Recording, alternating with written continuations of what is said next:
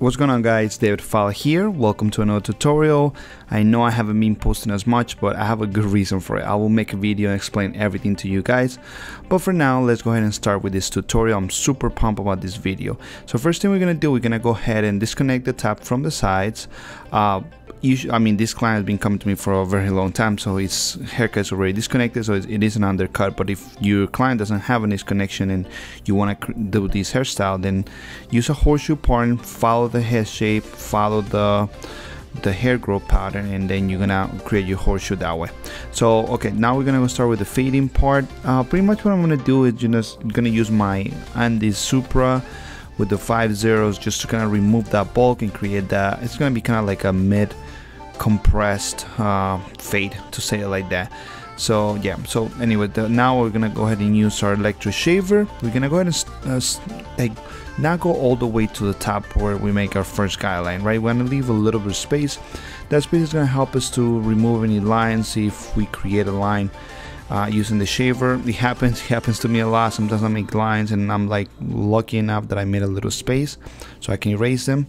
Now we're gonna go ahead and use, in this case I'm using the Andis MV-LI. We're gonna create a guideline. It's gonna be probably, I will say, like a finger width, and we're gonna use a lever down to create that line. Now we're gonna go ahead and start using number 1, lever up. We're gonna create another guide, and it's gonna be like a finger width as well. This is just gonna give us enough space between the zero and the bulk of the hair so we can actually create a nice transition. Here we're gonna go choose clipper over comb, and you know how you can see I'm removing the bulk, I'm fading into my one, but I'm not going in. Like, I want to maintain that square shape, I want to maintain that weight.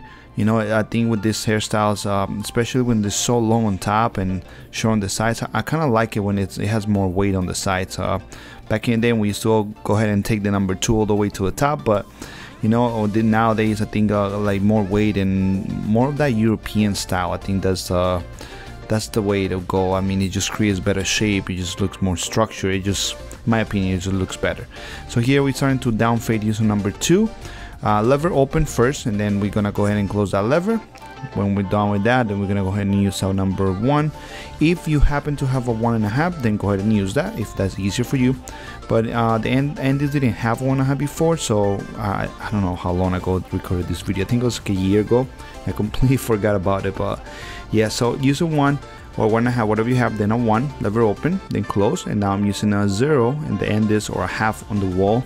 The same thing, always lever open first, and then close the lever little by little until you erase the line that you want to erase. And now we're gonna go ahead and use the machine with a lever open, which, remember, it was our second guide that we made. And then actually I started the opposite way. Here, how you can see, I actually started my lever closed, started erasing the bottom line first, and then started opening that lever little by little. You know, sometimes I do it like this, sometimes I do it the other way. But yeah, like in this case, I just for some reason I started with the lever closed and then started opening little by little. You can do it the other way too. Open then close. Remember, guys, that there's no better technique, just whatever you guys enjoy doing better and whatever works for you. So it's always good to try different techniques. If you end up liking it, then you keep it. If you don't like the new technique, then just don't use it. I think it's important to keep our minds open to whatever can bring us a little bit more clarity when we do our work, right? So that's just a little advice I give you guys. So now we're gonna go ahead and shape up the beard really quick. Pretty much I'm just following where the beard grows, just creating a straight line. And then the same thing with the neck. Usually what I do, you know, is use my mirror or stand right in front of the client so I can see, making sure that that line is straight. A lot of barbers kind of create the bottom line looking from the sides, so when you're looking from the front, it looks super crooked. And I was one of those barbers.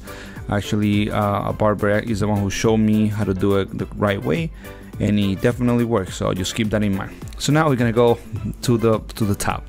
I'm sure that's what you guys wanted to see.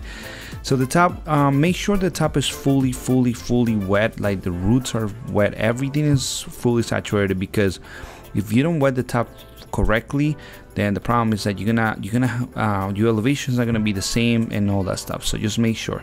So the front, we're gonna separate the front from the back. Reason for it is because first, the cowlick that the client has, he has a really bad cowlicks in the front. Second, because we want to kind of like have that length to be cut at the end, just because I don't know how short I want it. You know, I want to make sure that that it's long enough, and I can just cut it little by little depending on how the back is.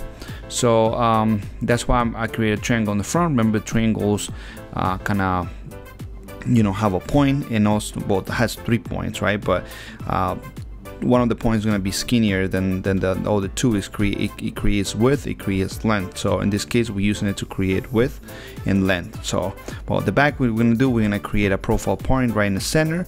We're going to cut that profile point first. That's going to be our guide, so kind of like a mohawk section, if you want to call it like that. When I create that, we're going to cut that first, following the head shape pretty much. And then now what we're going to do is going to bring those vertical sections back to the middle, and that's going to create kind of like a more square shape, right? Just the back is going to round up a little bit. We're following the head shape. So vertical, we are following the head shape, and horizontal, we create a square shape. So it's going to be 90 degrees from the floor. I know it's a little bit I'm using a little bit of angles and things like that, but I feel this is a little bit of a advanced haircut. So I'm sure that people that are watching this understand angles, understand technique. So I kind of want to make a little video for you guys as well, so you guys understand a little bit the technique as well. For those that don't understand it, pretty much when I create my vertical sections, I'm using kind of like following the head shape, so the round of the head.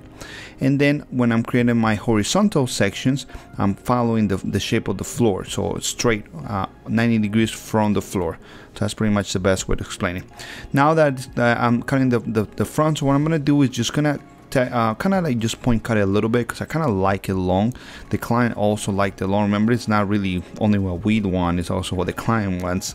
So, you know, always keep that in mind. So in this case, I'm just cutting it a little bit, and I am going to connect it. How you can see, I'm connecting it to the back.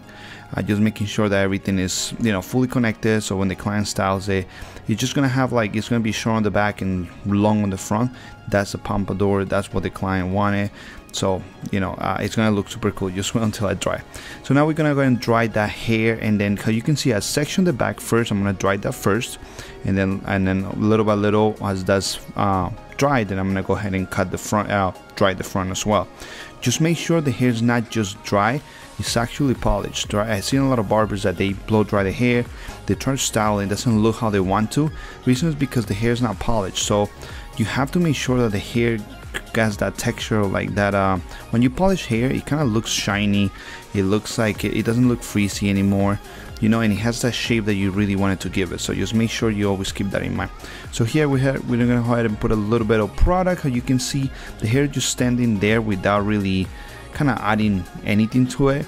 But then we're gonna go add some product, and then you know, now we go ahead and gonna use a comb, just kind of to finger style it a little bit, and you're just gonna create those separations that so many people love on Instagram seeing, because I mean they do look super cool. So yeah, guys, what do you think about this? I think it looks super awesome. That's the final style. It's like, you know, it's a very tight fade with a lot of weight on the side, but I think it looks super awesome. The top is super long and disconnected. I mean, I love this hairstyle. I think it looks so cool. That's it, guys. That's the video. I hope you guys enjoyed. Don't forget to subscribe and like it, and I'll see you guys on the next one. Take care.